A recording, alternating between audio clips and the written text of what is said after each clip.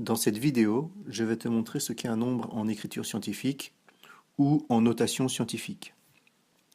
Alors principalement, c'est une écriture qu'on utilise pour transformer les très grands nombres ou les très petits nombres. Mais d'une manière générale, il faut que tu saches que tous les nombres peuvent s'écrire en notation scientifique. Je vais commencer par te donner la définition de base, qui est la suivante. On dit qu'un nombre est en écriture scientifique ou en notation scientifique s'il s'écrit sous la forme du produit d'un nombre décimal dont la partie entière est à un seul chiffre non nul par une puissance de 10. Bon, je sais, c'est pas évident à comprendre la première fois, donc je vais la répéter. Et il faut que tu fasses attention, il y a 5 points importants qu'il faudra vérifier. Je te conseille peut-être même de prendre des notes.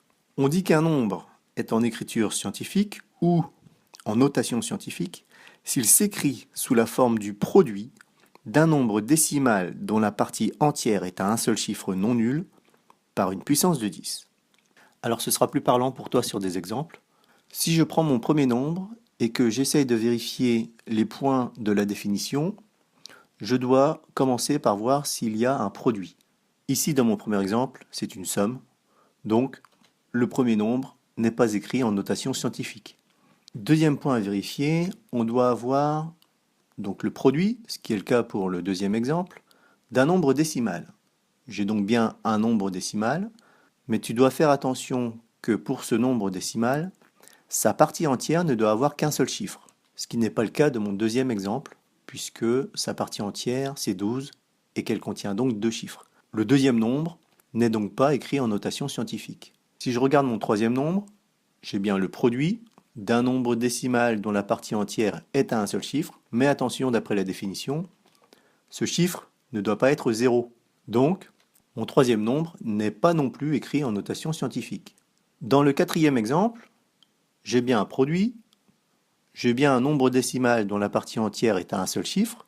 Ce chiffre n'est pas 0.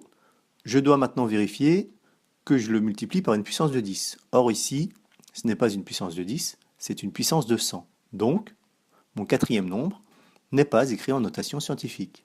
Pour le dernier exemple, j'ai bien mon produit. J'ai aussi mon nombre décimal dont la partie entière est à un seul chiffre. Ce chiffre n'est pas égal à 0 et je l'ai bien multiplié par une puissance de 10. Donc, mon dernier exemple est bien un nombre écrit en notation scientifique. Maintenant, c'est à toi de jouer.